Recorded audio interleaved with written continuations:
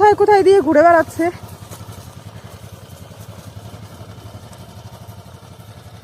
পাহাড়, জঙ্গল, নদী, সমুদ্র, তারপরে আবার হচ্ছে ধানের জমিও বাদ দিল না। এখন আবার ধানের জমিতে